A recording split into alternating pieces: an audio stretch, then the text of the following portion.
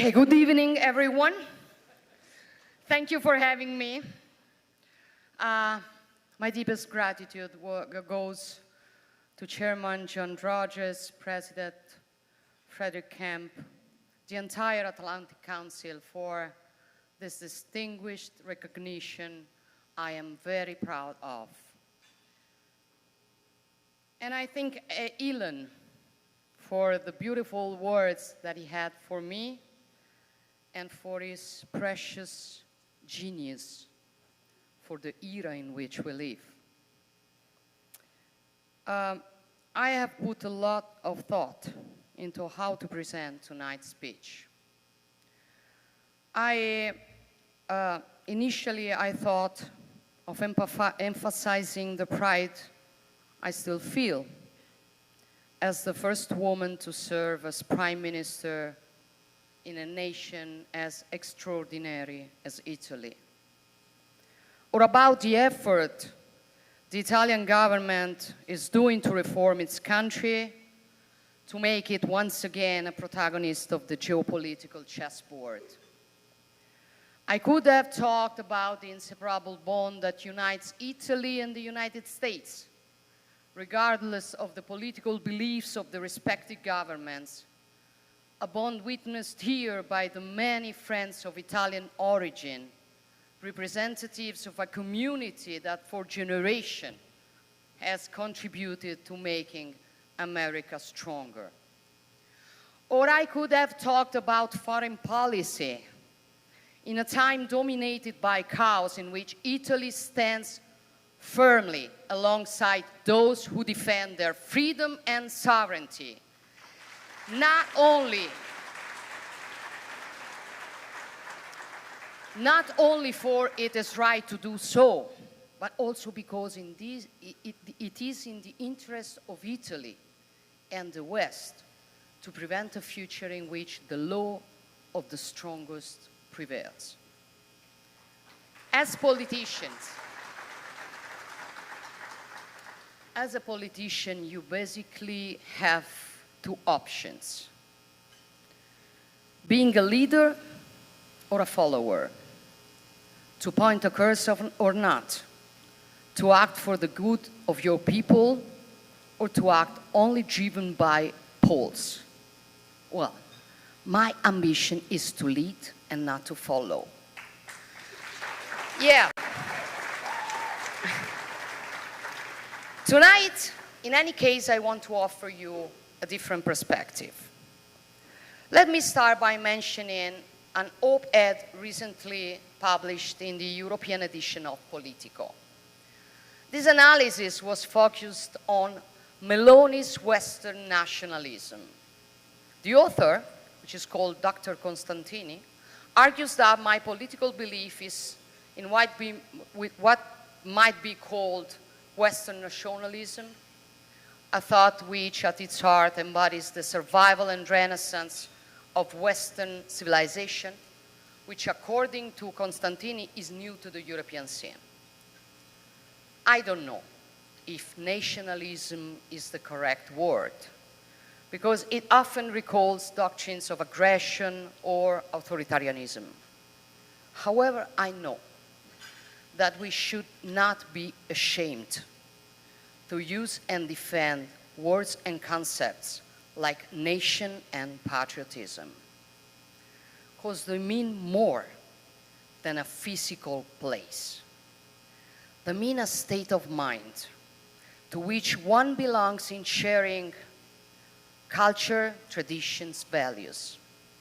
When we see our flag, if we feel proud, it means that we feel the pride to be part of a community and that we are ready to do our part to make its fate better. Well, for me, the West is more than a physical place. By the word West, we do not simply define countries by specific geographical location, but as a civilization built over the centuries with the genius and sacrifices of many. The West is a system of values in which the person is central, men and women are equal and free, and therefore the systems are democratic. Life is sacred, the state is secular, and based on the rule of law. I ask and wonder to myself and to you, are these values of which we should be ashamed of? And are these values, and do these values drive us away from the others, or they bring us closer to the others? As West, I think we have two risks to counter. The first is what one of the greatest contemporary European philosophers, Roger Scruton, called oikophobia, from the Greek words oikos, which means home, and phobia, which means fear. Kyriakos, this is my personal tribute to your word tonight, okay?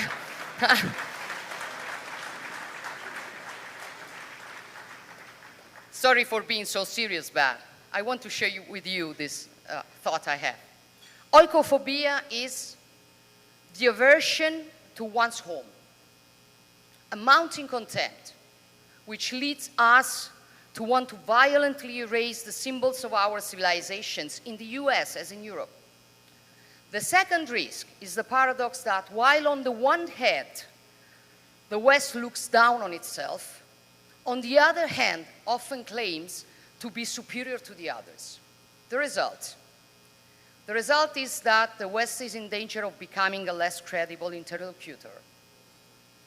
The so-called Global South is demanding more influence. Developing nations that are by now largely established there are autonomously collaborating among themselves. Autocracies are gaining ground on democracies, and we risk looking more and more like a closed and self-referential fortress. In Italy, to reverse this course, we decided to launch, for example, the Mattei Plan for Africa, a model of cooperation based on equal footing to build a new long-term partnership with African countries. For yes, crises are multiplying in the world, but every crisis hides also an opportunity, for it requires to question oneself and to act. Above all, we need to recover awareness of who we are. As Western peoples, we have a duty to keep this promise and seek the answer to the problems of the future by having faith in our values. A synthesis born out of the meeting of Greek philosophy, Kyriakos, Roman law, Christian humanism. In short, as my English professor, Michael Jackson, used to say, I'm starting with the man in the mirror. I'm asking him to change his ways. And no message could have been, and we know it, we know the song, guys.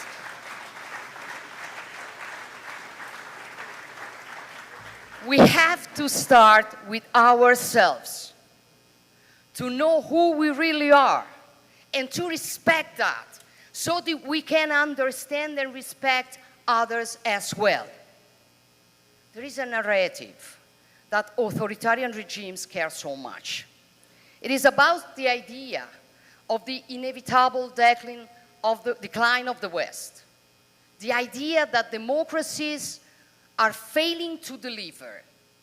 An army of foreign and malign trolls and bots is engaged in manipulating reality and exploiting our contradictions. But to the authoritarian funds, let me say very clearly that we will stand for our values. We will do that.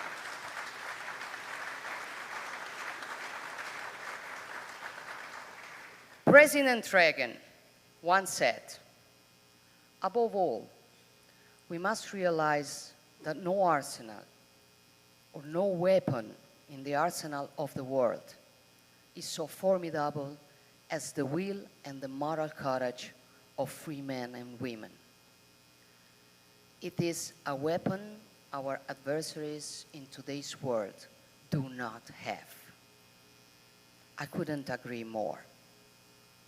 Our freedom and our values and the pride we feel for them are the weapons our adversaries fear the most. So we can't give up the strength of our own identity, for that would be the best gift we can make to authoritarian regimes. So at the end of the day, patriotism is the best response to declinism. Defending our deep roots is the precondition for reaping ripe fruit. Learning from our past mistakes is the precondition for being better in the future.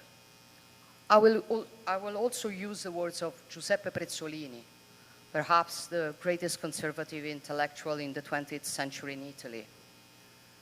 He who knows how to conserve is not afraid of the future because he has learned the lessons of the past. We know how to face the impossible challenges that this era confronts us only when we learn from the lessons of the past. We defend Ukraine, for we have known the chaos of a world in which the law of the strongest prevails. We fight human traffickers because we remember that centuries ago we fought to abolish slavery. We defend nature and humankind because we know that without the responsible work of humans, it is not possible to build a more sustainable future. As we develop artificial intelligence, Elon, we attempt to govern its risk because we fought to be free, and we do not intend to trade our freedom in exchange for greater comfort. We know how to read these phenomena because our civilization has given us the tools. The time we live in requires us to choose what we want to be and what path we want to take. We can continue to fool the idea of the decline of the West. We can surrender to the idea that our civilization has nothing more to say or no more routes to chart. Or we can remember who we are, learn also from our mistakes, add our own piece of the story in this extraordinary walk, and govern what happens around us to leave our children a better world, which is exactly my choice. And I like to think that the reason why you have chosen me for this precious award is that you share this choice. Thank you.